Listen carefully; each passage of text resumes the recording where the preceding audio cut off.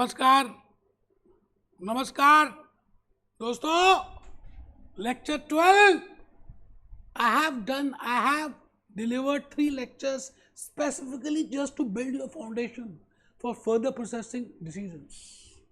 हम बेटे F5 कर रहे हैं, भूल ना जाना। परफॉर्मेंस मैनेजमेंट की बात को ध्यान से सुनना जो मैं कहने जा रहा हूं। Lecture 11, lecture 11A, lecture 11B मैंने आपकी फाउंडेशन के लिए बनाया। बेटे मैं चाहता हूं तो डायरेक्टली क्वेश्चन स्टार्ट कर देता, पर जब तक आपका लॉजिक आपको क्लियर नहीं होगा, how you can able to do that? So today I will be giving you something about lecture number 12, and we will be discussing from Kaplan all those methods, with help of which I can bifurcate, I can allocate, I can apportion, I can divide my joint cost. ऐसे कौन से तरीके, ऐसे कौन से methods हैं जिसकी help से मैं अपनी जॉइंट कॉस्ट को डिवाइड कर सकता हूं। आज के इस लेक्चर के थ्रू मैं आपको बताने वाला हूं।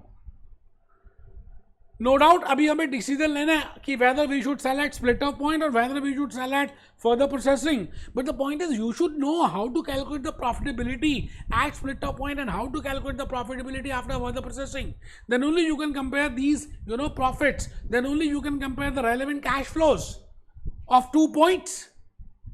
तो अभी का आज का लेक्चर भी इसी के ऊपर आधारित है, आपके बेसिक लॉजिक्स के ऊपर.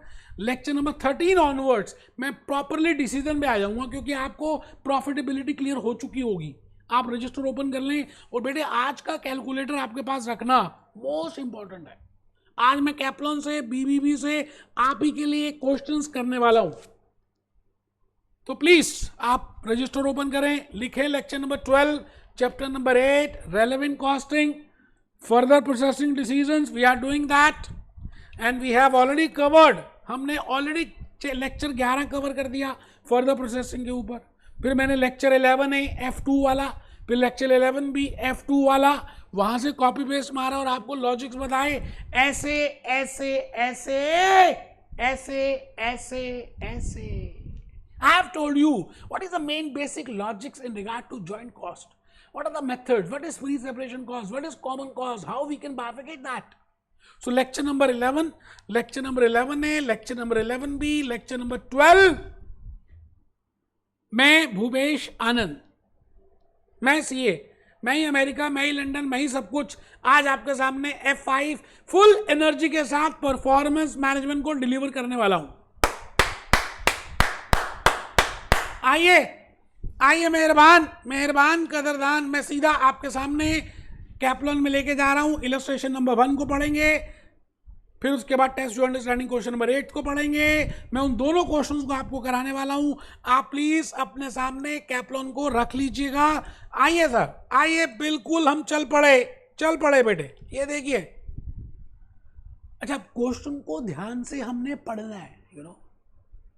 काफी बड़े क्वेश्चंस जो सेक्शन सी में आते हैं, आप पढ़ के देखकर ही घबरा जाते हो. डरना नहीं है, रीड इट प्रॉपरली. सारे कॉन्सेप्ट्स, लॉजिक्स आपको पता है.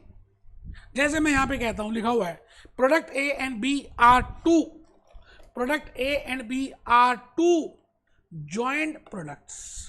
because we know that products can be by products and joint products, but we have to take a decision in regard to joint product, क्योंकि हम मानते हैं बाय प्रोडक्ट तो वहीं पे बेच देंगे. they have very small sales value. Because joint products have a different sales value, they have a major sales value, so we are focusing on sales value.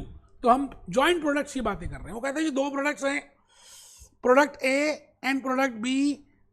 Product A के जो kilograms बने 100 kilograms बने, और product B के 200 kilograms. एक processing हो रही थी, उसमें 2 प्रोडक्ट्स बने, 100 किलोग्राम ए के बने, 200 किलोग्राम बी के बने. ठीक है सर, बने इतने.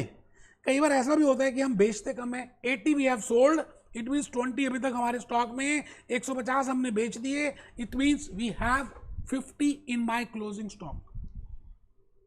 मैंने कहा जी क्वेश्चन को प्यार से, आराम से, ध्यान से पढ़ना है.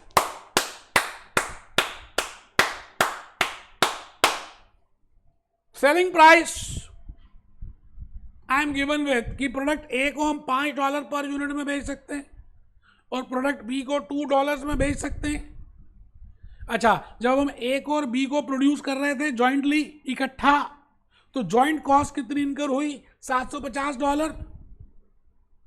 $750 की जॉइंट कॉस्ट आपके लिए हुई है। ठीक है सर, बहुत बढ़िया। अब क्योंकि इलस्ट्रेशन है तो उन्होंने आंसर भी दे दिया, बट मैं अज्यूम कर रहा हूं कि आपको आंसर नहीं पता। We will be apportioning the joint cost and we will be calculating the profits, and if the joint cost is apportioned as per market value, if the joint cost is apportioned as per production units, if the joint cost is apportioned as per net realizable value, मैं ये मान कर चल रहा हूं कि अगर joint cost को इन 3 तरीकों से which we have discussed in lecture 11A, lecture 11B and lecture 11 में जो इंट्रो मैंने बताया था, अगर आप वही मेथड्स की बात, I have covered 5 methods, but out of that मैं वो 3 को ले रहा हूं क्योंकि वो प्रैक्टिकली ज्यादा इंपॉर्टेंट है। तो आपको प्रॉफिटेबिलिटी कैलकुलेट करनी है प्रोडक्ट ए की भी, प्रोडक्ट बी की भी। It means you have to prepare, you have to prepare 3 statements. आपको 3 स्टेटमेंट्स बनानी पड़ेंगी which shows the results, trading results, profitability statement. If I apportion joint cost, sales value तो सेम ही रहने वाली है।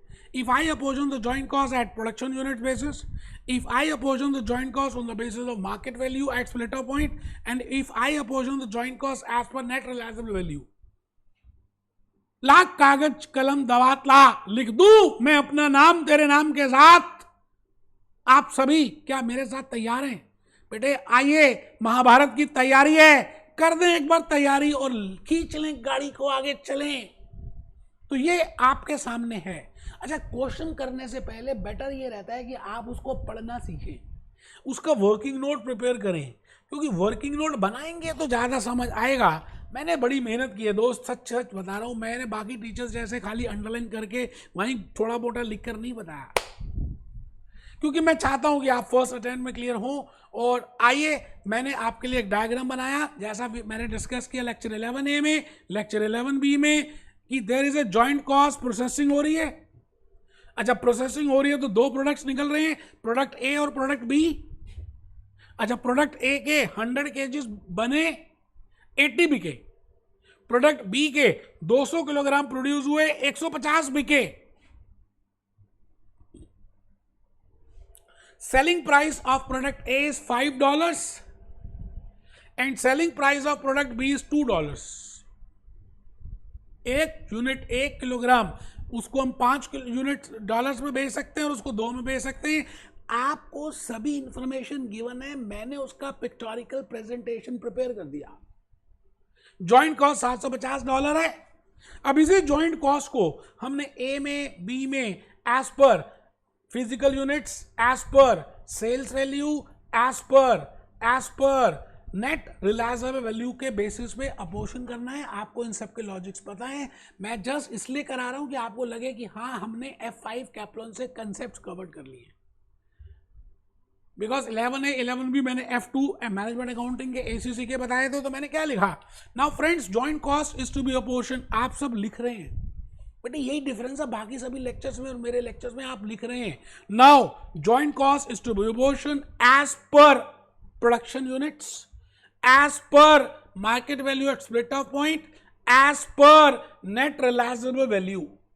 3 मेथड्स के बेसिस में हम अपनी जॉइंट कॉस्ट को डिवाइड कर देंगे, भाग कर देंगे, अपोर्शन कर देंगे, डिफरेंट कर देंगे, और उसके बाद हम देखेंगे कि प्रोडक्ट ए में कितना प्रॉफिट आ रहा है, प्रोडक्ट बी में कितना प्रॉफिट आ रहा है, and you know that how we can prepare a profitability statement. तो आप सभी कमर सीधी कर चुके हैं, मोबाइल फोन म्यूट कर चुके हैं और हेडिंग लिख रहे हैं, कैलकुलेटर आपके सामने है, इरादे आपके बुलंद हैं, कैप्लॉन की हार्ड कॉपी आपके पास है, और ऊपर लिख रहे हैं profitability statement if joint cost is apportion as per production units method.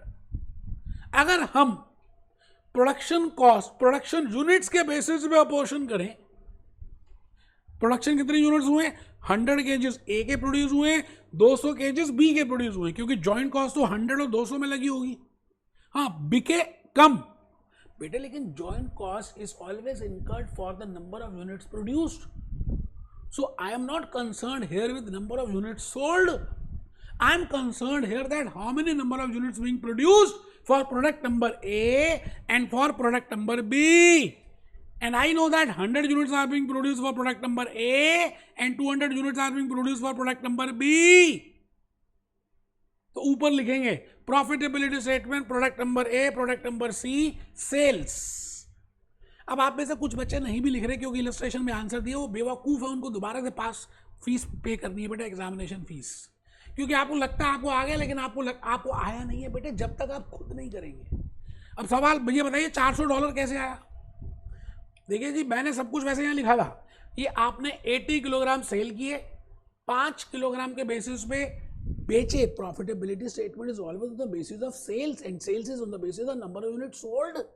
So 80 kilograms into 5, that comes to 400 kilograms. $400 is the sales value, and 150 kilograms at the rate of 2. बनाए 200 हैं, बेचे 150 हैं. जॉइंट कॉस्ट बनाने पे होती है, बेचे तो 150 हैं, तो 150 इंटू 2 बेटे 300 लेस जॉइंट कॉस्ट. अब सवाल ये आता है, यहीं पे डिफरेंस आएगा. Now the sales value, whether you prepare as per, whether you apportion joint cost as per production units, whether you apportion joint cost as per sales value, whether you apportion joint cost as per net value, sales same ही रहने वाली है, sales में कोई difference नहीं आएगा. तो less joint cost. अब बेटे जॉइंट कॉस्ट क्या है? जब हमने बेचे ही 80 यूनिट है तो 80 यूनिट्स बेचे तो 80 की कॉस्ट आनी चाहिए, वो अभी हम देख लेंगे. पहले आप ये बताइए टोटल जॉइंट कॉस्ट कितनी है? मैंने कहा जी टोटल जॉइंट कॉस्ट है, टोटल जॉइंट कॉस्ट है, टोटल जॉइंट कॉस्ट है, टोटल जॉइंट कॉस्ट है, टोटल जॉइंट कॉस्ट है $750. ये रहा. और टोटल यूनिट्स प्रोड्यूस कितने? ए के और बी के 300 यूनिट्स, 300 किलोग्राम. तो मैंने क्या किया, 750 को 300 से भाग कर दिया और मैंने उसके बाद आंसर निकाल लिया $2.50. $2.50 आपके सामने आ गया. अब बेटे 80 यूनिट्स बनाए हैं, 20 क्लोजिंग स्टॉक में, तो देखिए 20 का मैं क्लोजिंग स्टॉक की वैल्यू अलग से निकाल के रख दूंगा. बट जब आप प्रॉफिटेबिलिटी स्टेटमेंट बनाएंगे, बिकॉज सेल्स 80 यूनिट्स की है, तो cost of sales should be 8 for 80 units. तो बड़ी सिंपल सी बात है यार. तो आप ये बताइए 8 इंटू दिस, ये आ गया जी आपके पास $200 का प्रॉफिट. मत लिखो, मत करो, इलस्ट्रेशन सॉल्व है. आप ऐसा मन में सोचो, एक बार और दे देना फीस, मुझे क्या बेटे, मैं तो कराऊंगा, मैं तो बताऊंगा, सब कुछ कराऊंगा, आपको लॉजिकली सब समझा दूंगा. तो $200 का प्रॉफिट आ गया ए के केस में, और सिमिलरली $75 का प्रॉफिट आ गया बी के केस में. यहां पर मैंने जॉइंट कॉस्ट को, if I have a portion joint cost on the basis of physical units output method. ठीक है सर, बहुत ही बढ़िया. तो यहां पर मैंने आपके लिए लिखा value of closing stock 20 units 2.5 this. आइए जी आगे आ जाइए. Profitability statement. Profitability statement. if products are being sold and the joint cost is apportioned on the basis of sales value. ठीक है जी, बहुत सिंपल है. सेल्स तो अभी भी सेम आएगी जी, $400 $300. मैं तो कहता हूं आप कोई किसी भी मेथड से जॉइंट कॉस्ट करो, सेल्स में का डिफरेंस आना है, डिफरेंस तो जॉइंट कॉस्ट की अपॉर्शनमेंट में आना है. 80 यूनिट्स मैंने आज भी बेचे, $5 के बेचे, तो $400 का सेल्स वैल्यू प्रोडक्ट ए में आ गया एंड $300 का बी में आ गया. नहीं विश्वास है तो एक बार आप क्वेश्चन पढ़ लो यार. आप क्या, ये तो बात है ना, आपने हार्ड कॉपी तक नहीं अभी तक निकलवाई. और मैं क्या बोलूं, मेरे को अच्छा नहीं लगता बेटे. आप सब कहां पे हो, अपना भला बुरा खुद नहीं सोच रहे यार. कमर सीधी करके बैठो क्या यार, पढ़ो क्वेश्चन को. इलस्ट्रेशन है. एक बच्चा कहता मैं नहीं करूंगा, मत कर भाई, कोई टेंशन ही नहीं है, जो करना चाहते हैं वो करें. यहां पर मैंने प्रोडक्शन मेथड्स के बेसिस पे आपके लिए आंसर कैलकुलेट कर दिया है, बट मेरा मेथड ज़्यादा इजी है, आपको ज़्यादा समझ आएगा अगर आप वैसे करेंगे तो. अब मैं दूसरा स्टेटमेंट करने जा रहा हूं जहां पर मैं सेल्स वैल्यू के बेसिस में आपको जॉइंट कॉस्ट की अपॉर्शनमेंट करूंगा. I will divide joint cost on the basis of sales value $750 की जो जॉइंट कॉस्ट है, मैं सेल्स वैल्यू निकाल लूंगा कि भाई सेल्स वैल्यू कितनी थी उनकी। आइए अब सवाल ये आता है कि सेल्स वैल्यू किसके ऊपर, जॉइंट कॉस्ट और टोटल के ऊपर हुई है।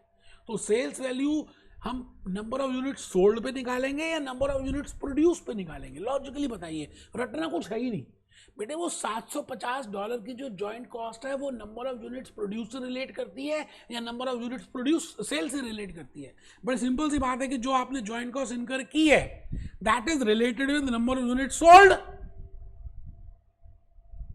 जो जॉइंट कॉस्ट की है, sorry, that is related with number of units produced. भाई जॉइंट कॉस्ट को थोड़ी पता था कि 100 बनाएंगे 80 बिकेंगे। जॉइंट कॉस्ट तो 100 यूनिट्स के लिए हुई और जॉइंट कॉस्ट यहाँ पे 200 किलोग्राम्स के लिए हुई बी के लिए। तो जो जॉइंट कॉस्ट है, अगर मैं सेल्स वैल्यू लेता हूँ तो सेल्स वैल्यू में दूंगा, I will be calculating sales value on the basis of 100 units. 100 KGs, $5 का एक रेट है तो $500। बेटे मैंने बड़ी मेहनत की है, सच कह रहा हूँ यार। आइए एक बार लिखें, आइए बेटे, आइए ना, आइए दोस्त, सच में कह रहा हूँ दोस्त, आपको अच्छा लगेगा। आप अगर ध्यान से देखते हैं तो आपको अच्छा लगने वाला है। मैंने लिखा ऊपर profitability statement, product number A, product number B, sales $400। अच्छा, कॉस्ट ऑफ सेल्स कैसे आई अभी पहले देख लेते हैं। पहले नीचे देखो जी, आपने सेल्स वैल्यू ऑफ प्रोडक्शन कैसे किया। भाई $750 हुए तो 100 और 200 किलोग्राम के लिए ना। ये बताओ ना, यहाँ पर ये जो 750 हुए ये 100 के लिए हुए और 200 के लिए हुए। ये 100 के लिए हुए और 200 के लिए हुए। हाँ 80 सेल की है, बट अगर मैं मार्केट वैल्यू 100 के बेसिस में मुझे कैलकुलेट करनी चाहिए और मार्केट वैल्यू 200 के बेसिस में कैलकुलेट करनी चाहिए, and I should apportion that joint cost on the basis of market value as per this. आप मेरी बात को शायद समझ पा रहे हैं। आइए जी, आइए आइए आइए, मेहरबान मेहरबान मेहरबान कदरदान, आइए आइए बेटे। अब आपको समझ आ गया $500 कैसे आया और $400 कैसे आया। अच्छा ऊपर देखो, मैं जब प्रॉफिटेबिलिटी स्टेटमेंट बनाऊंगा तो मैं 500 और 400 नहीं लिख रहा, क्योंकि profitability statement is always on the basis of number of unit sold. But अगर आप मार्केट वैल्यू के बेसिस पे कर रहे हैं तो आपको अब ये देखना है कि कितने टोटल यूनिट्स बनाए थे, क्योंकि हम उसकी मार्केट वैल्यू करेंगे, क्योंकि वो कॉस्ट टोटल के लिए है ना कि 80 के लिए। आई थिंक अब आपको समझ आ चुका है। तो 750 को मैं डिवाइड कर रहा हूँ 5:500:900, दैट इज 5:9। तो 5/9 इंटू 750, 4/9 इंटू 750, ये आपके सामने आ गया $416 और वहां पर आ गया $332। ये है जी $416 और ये है जी $332। थोड़ा सा राउंड ऑफ कर सकते हैं, उन्होंने कैप्लन ने बीबीबी ने राउंड ऑफ कर दिया है, आप उसकी टेंशन मत लो। देखो जहां ध्यान देना वहां तो ध्यान देते नहीं है ना। अब आप सोच रहे होगे वहां पे कुछ और है, बेटे डेसिमल से मैंने राउंड ऑफ कर दिया। आप पहले मेरी बात को सुने, आपको ये लॉजिकली पता चल गया कि when I calculate joint cost, apportion joint cost on the basis of market value, then that market value is to be calculated on the total number of units produced, because that joint cost has been incurred for produced. But profitability statement we always prepare as per the number of units sold. 11th class में बताया था, ठीक है जी। तो अब आप check करिए, ये जो 416 है डॉलर्स है ना, $416 ये आया share of joint cost, share of joint cost in product A. But product ए सारा बिका ही नहीं भाई। ये कॉस्ट तो 100 केजीज के लिए है। अगर 100 केजीज पूरा बिक गया होता तो मैं इतनी कॉस्ट ही डेबिट करके काम चैप्टर क्लोज करता, बट सारा तो बिका ही नहीं। 80 बिक गया, 20 अभी रहता है। It means 416.66 I can not debit totally in my profitability statement. तो मैं क्या करूंगा, ये चेक करूंगा कि उस 416 में से 80% कितना है, वो मैंने निकाल दिया क्योंकि वही बिका है। तो बेटा वो मैंने यहाँ पे लिखा है 333.32। विश्वास नहीं है तो करके देख लो भाई साहब, कैप्लन ने ऐसे नहीं किया। मैंने बड़े आसान तरीके से आपको बताने की कोशिश की कि इस तरह से करेंगे बेटे, आराम आराम से, आराम आराम से। Just please find out, if I see 416.66, you know 416 0.66 into 80%. If I do 80%, that comes to 333.28. So I have written 333.32.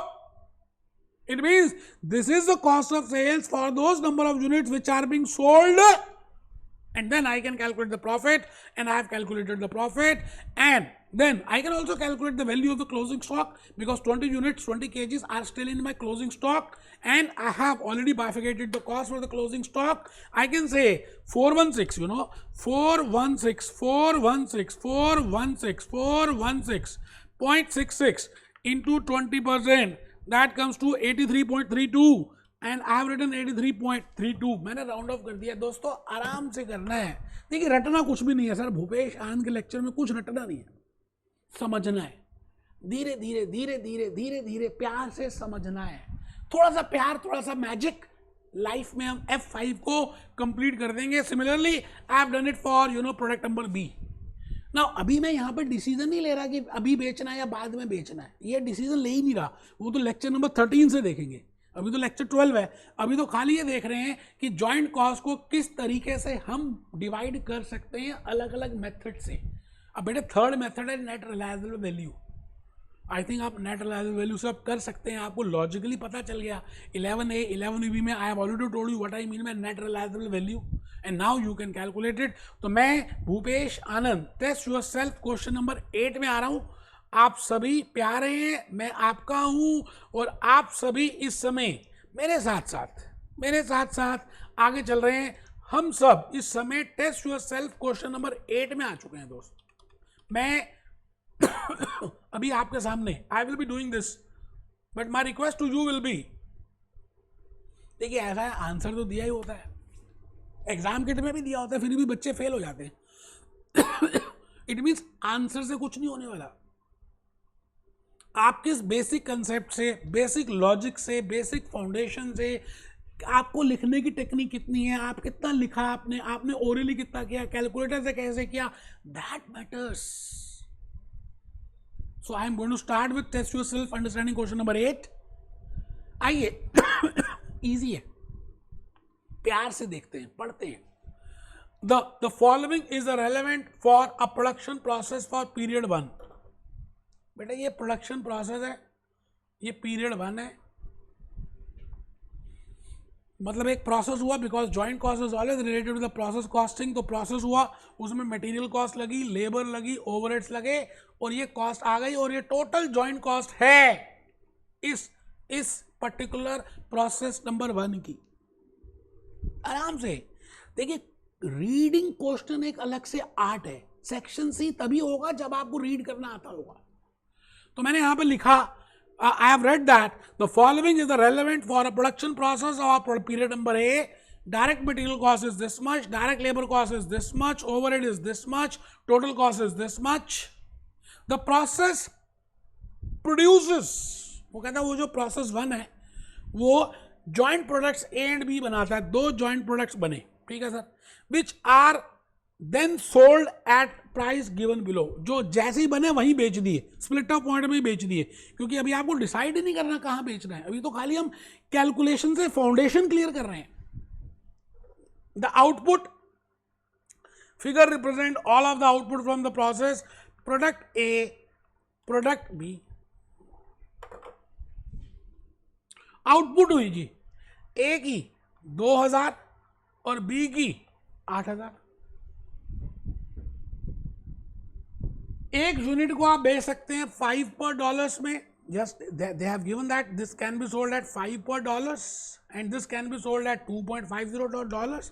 और यहाँ पर ये नहीं बताया गया कि how many units are being sold. तो मैं अज्यूम करूंगा that number of units produce are is equal to number of units sold, and I will also assume that the number of raw material required for producing 1 unit for product number A is equal to number of units of raw material required for producing 1 unit of product number B. कुछ बातें assume की जाती हैं. मैंने कहा यहां पर 2 assumptions हैं. पहला, number of units produce is equal to number of units sold. तो चक्कर खत्म हो गया जी क्लोजिंग स्टॉक का। हमने इलस्ट्रेशन नंबर 1 में देखा था कि वहां पर क्लोजिंग स्टॉक था तो थोड़ा सा ज़्यादा सोचना पड़ता था। एक बच्चे को नींद आ रही थी, होगा तो ये अच्छा है कि ज़्यादा सोचना नहीं पड़ेगा। when number of units produced are only given or sold are or just number of units given, so I will assume that produced is equal to sold, there is no need to bifurcate it. Very right, very okay. But the point is whenever they are different, so उस समय थोड़ा सा ध्यान देना पड़ेगा। और देखेंगे, आप बताइए जी, calculate the cost of sales वगैरह, ये प्रॉफिटेबिलिटी स्टेटमेंट बना के दिखाओ, ग्रॉस प्रॉफिट निकाल के दिखाओ, और आप सेल्स जॉइंट कॉस्ट को अपोर्शन करना मार्केट वैल्यू पे, दैट इज सेल्स वैल्यू पे, और प्रोडक्शन यूनिट्स पे। अब आपको I think lecture 11A, lecture 11B और अभी तक जो मैंने बताया लेक्चर 12 में, you must have been clear with the concept that joint cost can be apportioned by different methods, and the most important methods which generally F5 performance management people they follow is in regard to sales value, is in regard to production units, and it is in regard to net realisable value. आइए आराम से, मैं चाहता हूं कि आप एक बार question को और गो थ्रू हो जाएं, पढ़ लें।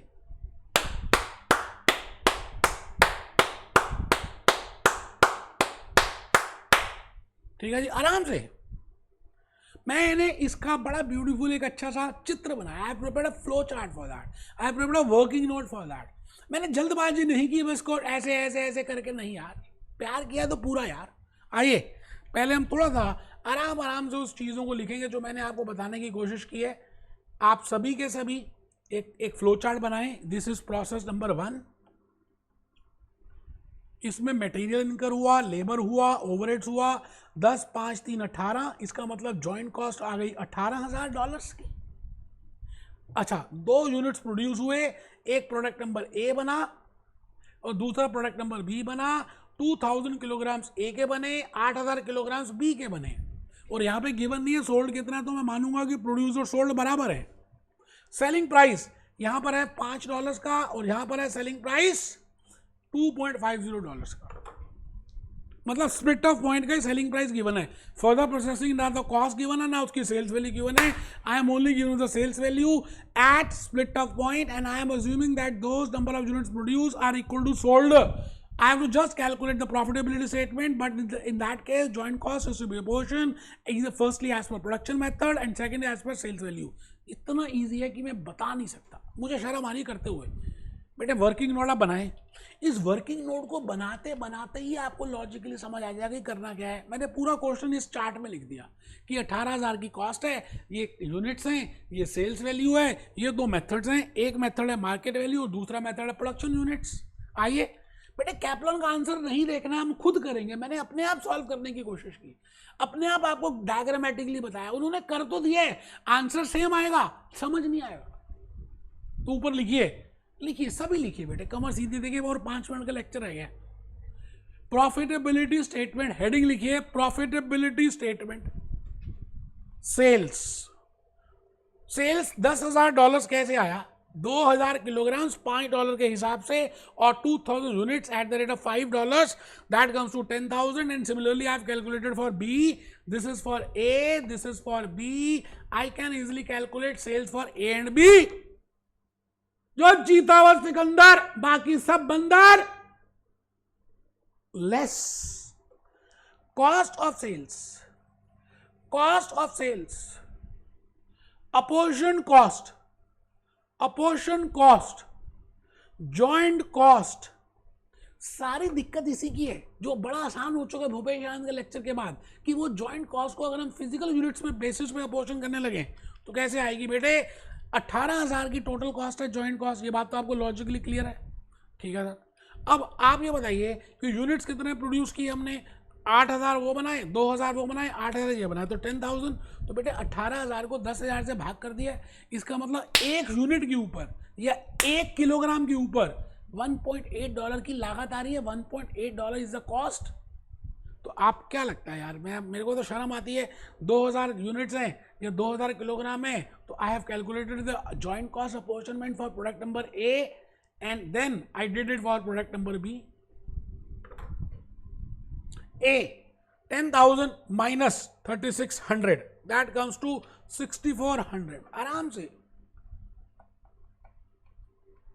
Net profit is $6,400 for product number A, and 5,600 is for product number B.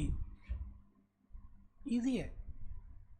अब मैं इसी को करने जा रहा हूं. If I want to calculate the profitability statement, if I want to apportion the joint cost on the basis of sales value basis पे. ठीक है जी. तो सेल्स तो सेम ही रहेगी, ए की भी सेम उसकी. अब आप बताइए सेल्स वैल्यू तो सिंपल ही है, यहाँ पे number of unit produce sold बराबर हैं. तो बेटे ये रेशो आ भी गई 10,000:20,000. इसका मतलब 18,000 को 1:2 की रेशो में डिवाइड कर दो. तो ये आ गया जी 6,000 और 12,000. ये आ गया जी प्रॉफिट, ये आ गया जी कॉस्ट. मैंने कहा ना मुश्किल था नहीं यार, हमने उसको इजी बना दिया. रहा होगा मुश्किल पर हमने फिर भी उसको इजी बना दिया. तो आप प्लीज अच्छी तरह से प्रैक्टिस करेंगे तभी होगा. खाली कॉपी पेस्ट करने के लिए आप नहीं आए इस दुनिया में यार. फर्स्ट अटेम्प्ट में F5 क्लियर करना है, मुश्किल है थोड़ा सा, लेकिन फिर भी करके दिखाएंगे स्किल लेवल में. आप सभी मेरी बातों को ध्यान से फॉलो करेंगे और आप अच्छी तरह से करेंगे, मुझे ऐसे ही पूरी उम्मीद है बेटा. मिलते हैं लेक्चर 13 में. And in lecture 13 I will be discussing with further processing decision. ठीक है. अच्छा, मैंने क्या किया फर्दर प्रोसेसिंग डिसीजन में, क्योंकि आपको ये बताना है कि भाई मैं स्प्लिट ऑफ पॉइंट में बेचूं या आफ्टर फर्दर प्रोसेसिंग बेचूं, तो थोड़ा सा मैंने हल्का सा दोबारा से जॉइंट प्रोडक्ट्स के बारे में थोड़ी सी और ब्रीफिंग देने की कोशिश की है ना.